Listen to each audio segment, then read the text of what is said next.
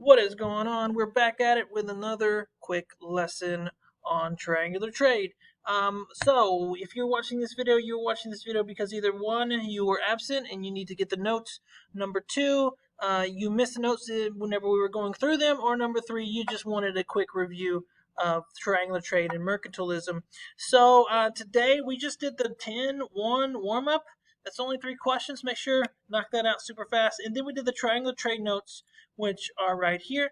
So you got the triangular trade notes, and it's exactly what it sounds like it is. You've got, you know, 3 continents are trading with each other, and mostly it's England is the one who's going to be making a lot of the money. So what is triangular trade? It's right here. Trade between North America, Europe, and Africa, where England makes huge profits. And some people will look at the map and be like, well, that sounds like mercantilism, because aren't they like using the colonies, and aren't they making a lot of money off the colonies? Yes, 100%. Triangular trade is mercantilism. Mercantilism is triangular trade. But there's also a few extra things that go with triangular trade. A few more vocabulary terms before we get started with the actual triangular trade map. Is raw materials. Raw materials are things that are turned into finished products. Like this right here is a raw material. It's just a piece of wood. You can't do much with it. And then you have just raw cotton or just raw metal.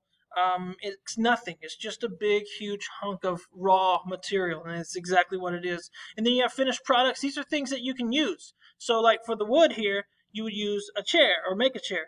Out of the cotton, you'd make a shirt, and then out of the metal, like an axe head, the part of that hits the tree and chops it down.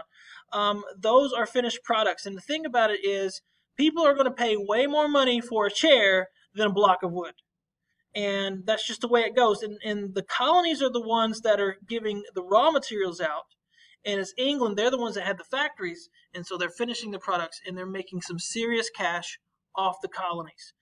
Import and export. Imports are things that go into a country, so import kind of sounds like the word in. So if something comes in from like China or another place like that, that would be an import. But if the United States is sending things out, that would be an export, because it is exiting like export. Okay, so here's a triangular trade map. So the colonies, what they have to offer is raw materials. Okay, they have to offer raw materials to the to the world there, or to the three continents there. And then you have England. They're the ones who have the factories, and so they're going to be the ones that are going to finish the products and sell them back to the colonies for more. But then England's going to turn around and trade the finished products for slaves, and that's what Africa is going to be trading.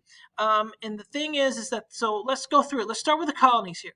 So the colonies are they're exporting raw materials to England for cheap, very inexpensive.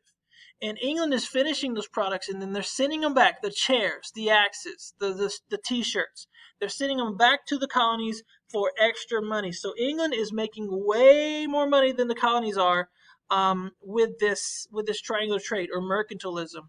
And then England's not finished, because there's more money to be made. So they're going to send the finished products down here to Africa, and they're going to trade the finished materials for slaves. So England, having the slaves, are going to send the slaves across, and the journey the slaves took was called the Middle Passage. We'll talk about that more tomorrow. But the slaves are sent over to the south, mostly the south, because that's where the agriculture, the tobacco and cotton is. And they're selling the slaves. So England's making money this way, England's making money this way, and England's making money this way. And so what is England doing? Well, they are using the colonies for money, for economic gain, for profit. And we call that mercantilism. Okay?